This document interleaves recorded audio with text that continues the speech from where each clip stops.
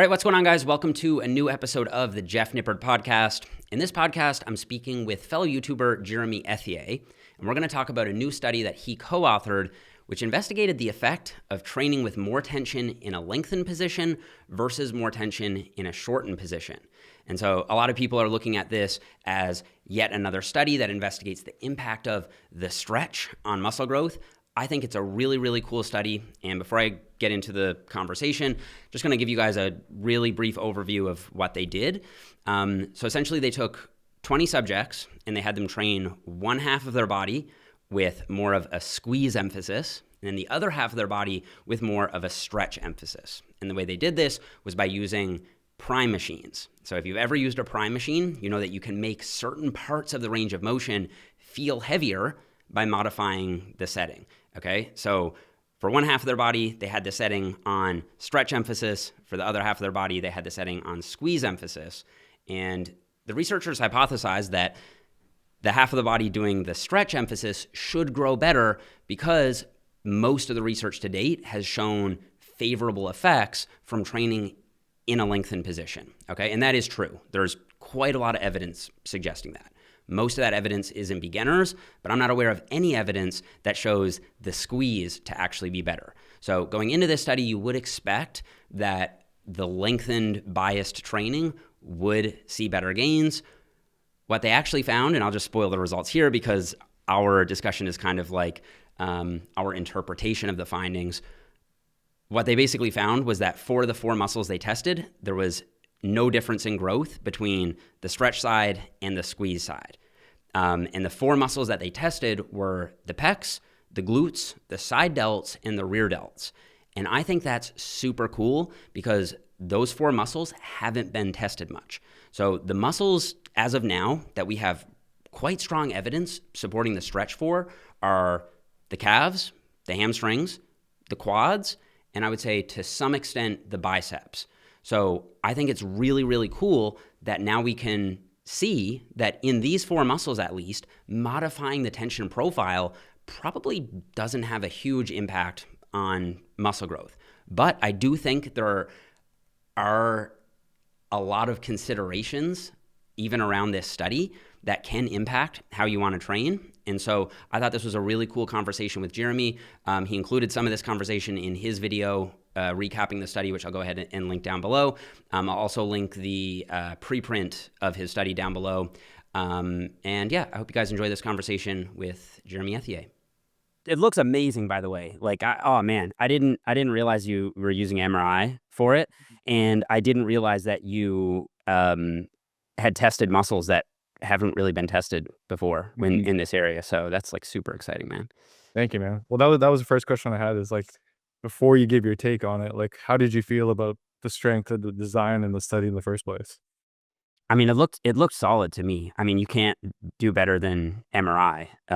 So you're lucky to have access to that. I wish I had one. They cost like $3 million, $4 million bucks. So yeah. Yeah, I thought it was great. I mean, I think the strength of it is that we're getting a better picture now of what muscles seem to and maybe don't seem to respond as well to longer length training. So it's like, I think it's a really, really important area that you've helped kind of fill in, like a gap that this study is going to help us get a better picture of what's really going on. And were the results what you were expecting? So I'm probably a little more like black-pilled than like the rest of the stretch cult at this point on how valuable it is, to be honest with you. So I can't say I was like shocked, despite what my facial expression may have implied. Simply because like this is not the first study that has shown no difference, right? Like the study that I did last year in Lehman College found no difference between full range of motion and lengthened partials in experienced trainees.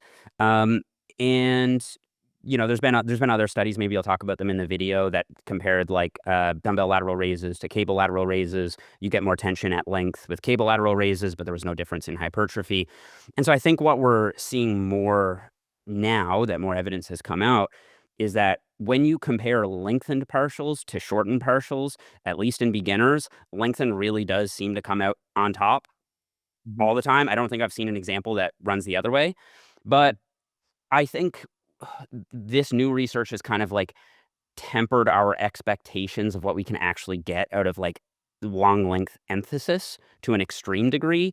Because, like, with my study, for example, we compared full range of motion to lengthened partials and found no difference. But when you think about it, the full range of motion group still got the long length training, right? So any benefit that comes in the stretch, they still could reap those benefits. It's just that the lengthened partial group was in a stretch longer. But perhaps it's just that, like, as long as you're getting some tension in the stretch, like, that's enough to elicit all the gains that you can kind of get out of a movement, especially if you train it to failure, right? Which we did. So that's a kind of like a tough challenge for lengthened partials, so to speak, right? Like, the group it's up against is also training at length, right? Mm. In your study, you still got length in both groups. Like, both groups trained with the same range of motion. There was just a difference in tension throughout the range of motion, right? Like, where tension was applied differed. So, like, that's not a huge difference, right? Like, I feel like there's a pretty big difference between having one group train exclusively at short muscle lengths versus one group train exclusively at long muscle lengths. And then, like you do, where you have all groups train through a full range of motion. All groups get length. It's just slightly biased in terms of how much tension is applied at length, right? So I honestly don't find it super surprising that they saw the same gains, especially what was it, like 12 weeks, something like that. Yeah, it was 10 weeks and then 2 weeks were 1 week pre and post just to Yeah. get So I mean, like, not a super long time, but since it was beginners, I think in this case that's actually probably a strength, because if there was a big difference, you'd probably see it show up in 12 weeks, right? exactly. And it's Yeah. not like they didn't grow, like, they actually grew, like, Right. very True. um, True. True. Yep. but I do think you bring up a great point as well, which is, like, one of the at first, when I got the results, I was like, "Okay, like, how do I explain this?" And then I went through kind of the thought process that you just mentioned. And yeah, you're right, like, both of them went through the full range of motion, and even though I mean, you've used the Prime machine, so you probably know this, but even if you set it to the lengthened challenge, there's still, like, some tension in the shortened position, right? Mhm. So, I think, yeah, like, as long as you're using the full range of motion and there's at least some tension in the stretch position, short position, then, like, does it really matter if you're maximizing the challenge at the stretch? Yeah, I don't know. I mean, it might matter. I think, like, my takeaway based on this new study, which is, like, it's super exciting, is that, like, there's just flexibility, right? Like, I don't think that your training needs to be one way or another. And I think this is like, it's like kind of gets to like a deeper point about what science-based training should be and how it should be communicated. And it's like, I don't think there's anyone in the evidence-based field who would be like, no, no, no, like, the stretch is literally number one. Like, more important than training hard, more important than how much volume you do, more important than like controlling the weight and progressive overload and consistency and all this stuff. Like, that's not a take. Even when it was like peak stretch hype, that was not a take that I think anyone had, right? So this is, to me, like, from my point of view, we kind of have like a lot of the puzzle pieces in place when it comes to those like fundamental variables. And these are just like the final few pieces that we're like trying to fit in. And I think, like, we had a piece that was like fitting really, really well. And then it's like, oh, wait a minute. Okay, maybe it actually goes over here. So it's like there's small shifts, but like the overall picture that we're creating is still quite clear, if that makes sense. Yeah, yeah, and that was one of the goals with our study too, is like, okay, how do we when we talk about the stretch, usually people throw in like, there's multiple variables when people talk about the stretch, right? So it's like, okay, how do we just literally isolate for one variable so that when we come out of it, we actually have, like, a much more confident answer to that one variable rather than there could have been multiple variables at play. Um, Totally, yeah. which is why we did the prime machines, and that way, there's literally the same exercise, all you're changing is a resistance challenge. Yep. Um, does do these findings change your I guess, your thoughts on some of the exercises that you may have thought are, like, better for growth? Kind of. Yeah. I mean, I think with the pecs, I would probably lean toward maybe it doesn't benefit a whole lot from biasing the stretch. Okay, that's interesting. I probably would have expected that it would.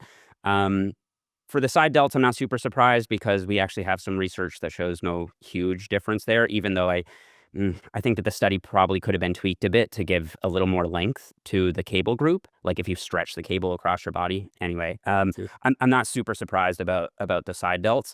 The rear delts, again, like I'm kind of like ambivalent on that, because I feel like, okay, well, you added a little more tension to the lengthened position, but like I still feel like if you're that's fundamentally different than if you're cutting out the lengthened aspect of the range of motion, right?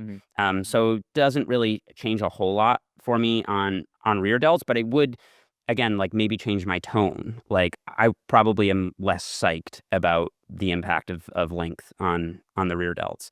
And then what was the other one? The glutes. The glutes, to be honest with you, also not super surprised, because like there is already that study comparing squats to hip thrusts, and you saw no difference there, despite the fact that the squats obviously stretch the glutes more.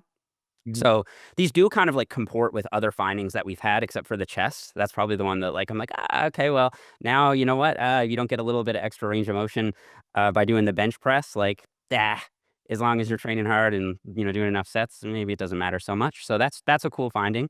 But like when it comes to other muscles, like I think we're just going to need more evidence to overturn the strength of the science that we have, suggesting that like long lengths really seem to grow the calves better. Like there are several studies now showing pretty large effects that the calves respond really well to length.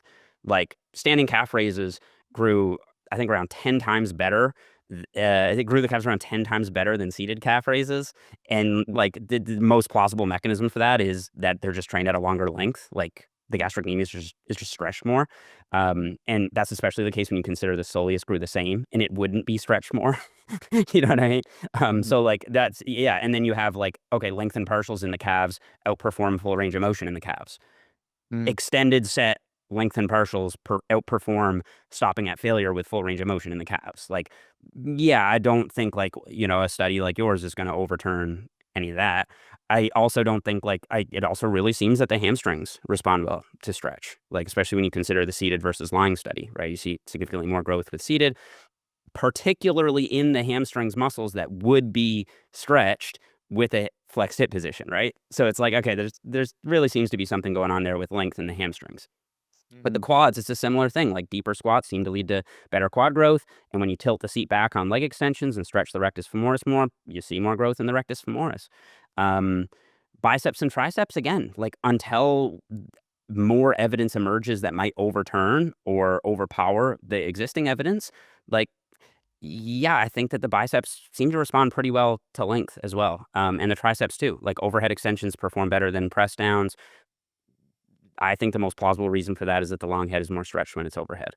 I should say biceps, I would probably be a little more on the fence about. There's like conflicting evidence there. But at the very least, I would say calves, hamstrings, quads, and probably triceps really seem to benefit from longer length training as of now. Yeah, 100%. That's a good point about the calves too. That's one thing we mentioned in the video as well, is that they actually seem to be unique in that not only, does the partial range of motion lead to similar growth as a full range of motion, it actually exceeded it. It did, yeah. Yeah, exactly. Don't really So see it with other muscles. yeah, so here's how I would like package all this, right? It's like, okay, at the very least, what you can say is that at the very, very least, emphasizing longer lengths works just as well as full range of motion with no length emphasis whatsoever, right? Like that's like the bare minimum. I think you could say that, because there's really nothing that shows it to be worse that I'm aware of. And in the best case, you could say that for certain muscles, a longer length emphasis does seem to be better. And from my point of view, based on what I've seen in the research, those muscles seem to be in order of strength of evidence. I would say calves, then probably hamstrings and quads, and then probably triceps. Yeah. Yeah. I totally agree. And like, again, like what our study specifically tested was the challenge at the longer versus shorter muscle lengths. And based on what we did specifically, like the challenge, as long as there's still some tension in the stretch, it doesn't really seem to matter. Right.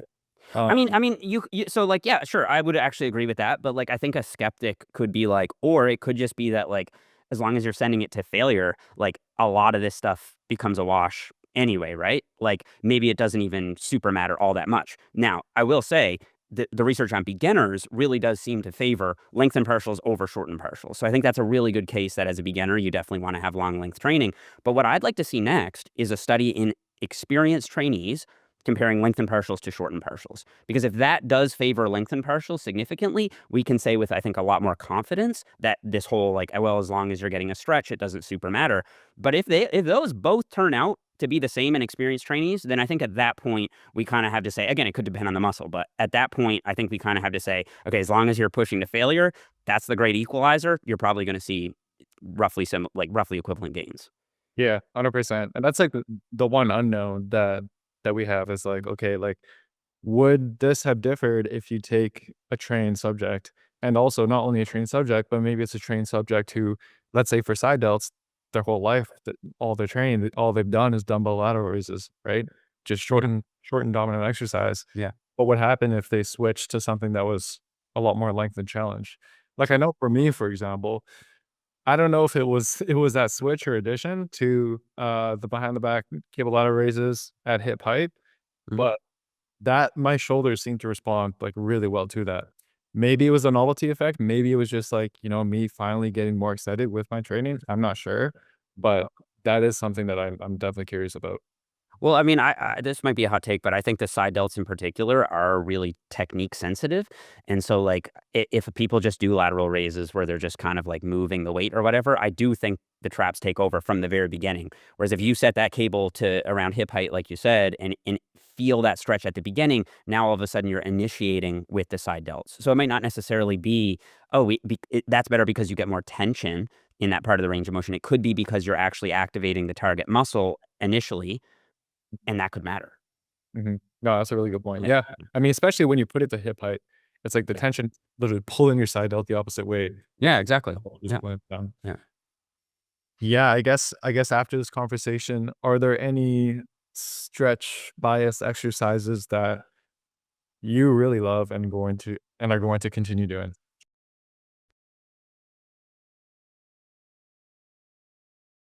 Um, I think, like, for me, it would be in those muscles that we talked about for the most Yeah. part, right? Calves, hamstrings, like RDLs, seated leg curls, lengthen partials on calf raises. I just exclusively do lengthen partials on calf raises now. I'm Mhm. still gonna set the seat back on my leg extensions, again, until we get, at least a few more high quality studies that might overturn that.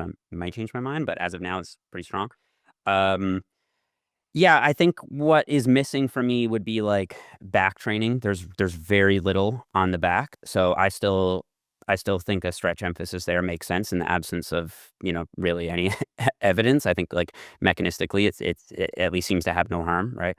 Um, yeah, I don't know. I don't know if I would, like, change a whole lot based on this study because, like, for one, it is a beginner study. I don't really know if it applies to me. And I think that that's kind of like just like something we want to keep in mind with just single studies in general is like just like you don't want to update your whole stance based on one study that comes out, you also don't want to undo your whole stance based on one study that comes out, right? And I think that this is like a frustration that people have with science-based lifting. It's like, oh, it's always flip-flopping, flip-flopping, flip-flopping.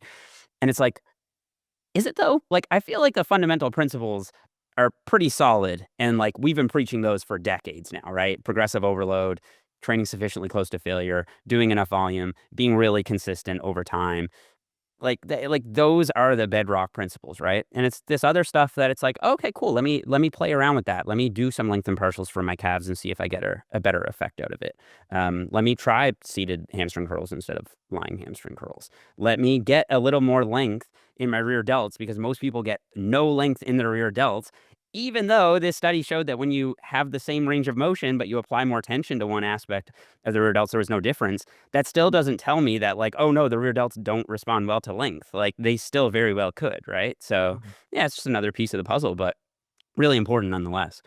Yeah, and then that's kinda what I mean about, like, the different ways that people define a stretch, right? Because there's actual muscle length, and then there's range of motion, and then there's Yeah. challenge at different muscle lengths, right? Yeah. Which is where it gets really muddied.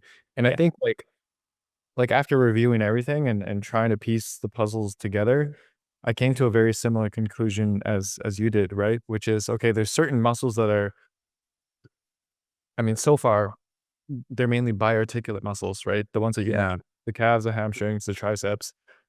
Those actually seem to benefit from exercises that give them more length because they can actually get more length from those exercises. Versus if you took something like the chest, if you're doing a full range of motion, how much more stretch can you get compared to just going to the bottom, of a dumbbell or even a bench press? You know what I mean? I actually think that's a fantastic point. I mean, I think we would need more studies on more muscles to like be able to see Yeah. if that's true or not. But like that trend, yeah, that trend does seem to hold for sure. Yeah, there could be something going on with biarticular muscles for sure. And that could relate back to like active insufficiency or something like that too. Like, Yeah, that's a exactly. term I haven't heard in a while, but we could Yeah. bring that back. Yeah. Cool, man. I think that is pretty much everything. Is there anything else you wanted to touch on or cover? Not really. I mean, like, I think it'd be cool if you included something about just the broader philosophy of what like science-based training means, and that like it really does mean that you're basing your training around science. It doesn't mean that every single decision you make in the gym has to come from a study, or that if a study comes out, it has to overturn what you've been doing and what's been working.